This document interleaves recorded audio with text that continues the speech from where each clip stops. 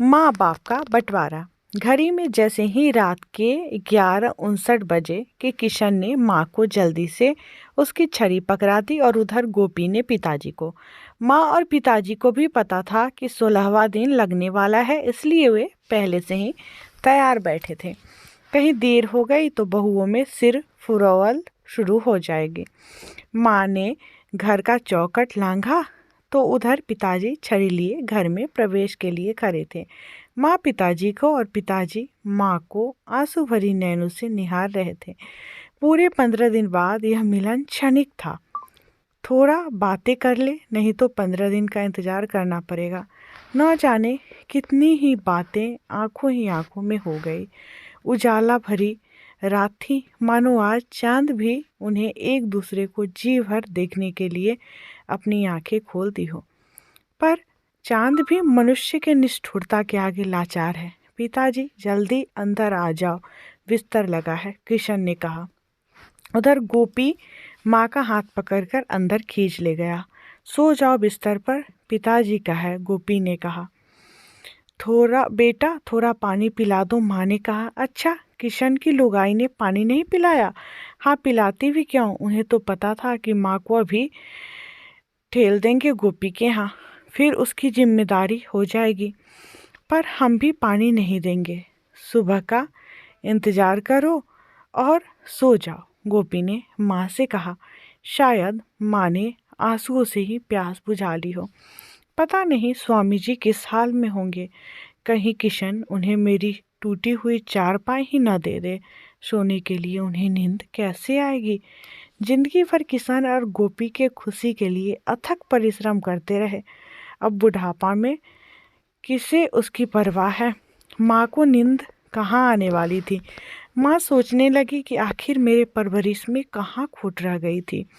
अपने हिस्से की रोटी उन्हें खिलाई, पहले प्यास इनकी बुझाई। स्वामी जी जब कोई सामान बाजार से लाते थे तो पहले किशन और गोपी को खिलाते थे। यदि बच गया तो हम और स्वामी जी खाते थे। माँ वैष्णो हमारी कैसी परीक्षा ले रही है। आज भी याद है जब कभी भी किशन और गोपी को किसी चीज़ की ज़रूरत पड़ती थी तो वे दोनों मेरे आंचल से लिपट जाया करते थे। पगले तरह तरह के बहाने बनाकर हमसे वो चीज़ हासिल कर लेते थे। मैं हमेशा उन दोनों की तरफ ही रहती थी। उनके पिताजी को किसी न किसी तरह मना ही लेती थी। यदि कभी भी किशन और गोपी से रूठ जाती थी तो दोनों इतने भोले बनकर हमें मनाते थे कि हम दोबारा रूठना भूल जाते थे। उनके पसंद का खाना बनाना, उनके पसंद का पहनावा, उनकी हर एक इच्छाओं को पूरा करना स्वामी जी की पहली प्राथमिकता होती थी। स्वामी जी को भले ही इसके लिए अतिरिक्त कार्य करना पड़ा हो, फिर भी किशन और गोपी के लिए क्या कुछ नहीं किए। पढ़ाई लिखाई से लेकर खुद के पैर पे खड़े होने तक सब किया। मैं और स्वामी जी ने जाने कहाँ कहाँ मत्था टेके होंगे, मंदिर, मस्जिद, गुरुद्वारा, जिसने जहाँ कहाँ हम वहाँ गए। अंतिम बार एक भिखारी के कहने पर हम दोनों माँ वैष्णो के दरबार गए थे। माँ वैष्णो ने ही प्रसाद स्वरूप हमें 2 रत्न दिए, किशन और गोपी। 1.25 महीने बाद पुनः मैं और स्वामी जी माँ वैष्णो के दरबार गए। दर्शन की, चुंडी चढ़ाई। हम दोनों ने खूब खर्च किए। सभी भिखारियों की झोलियाँ लड्डुओं से भर दी थी। तब से हर साल माँ वैष्णो के दरबार दर्शन करने पहुँच ही जाती थी। किशन और गोपी भी हम दोनों से मोहब्बत करते थे। कभी कभी वे दोनों स्वयं अपने हाथों से खाना बनाकर हम दोनों को खिलाते थे।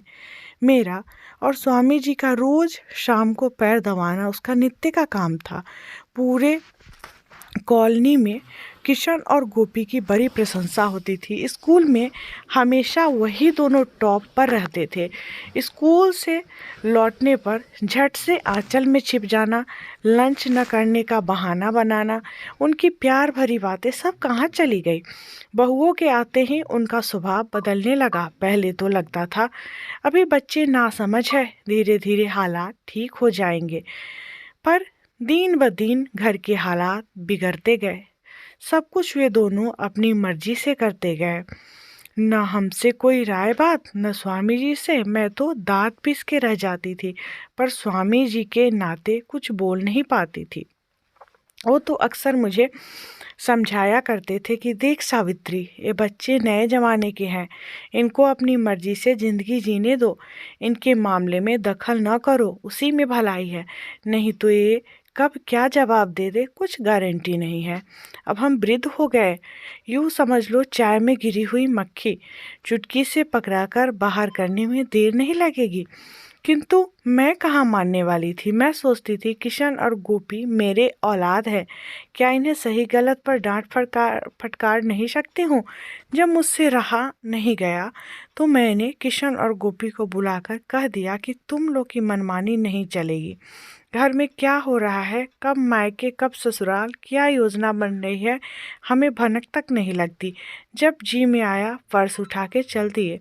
समझा देना अपनी अपनी बीवियों को, यहाँ रहना है तो हमारी मर्जी से रहे, नहीं तो अपने मायके चली जाए।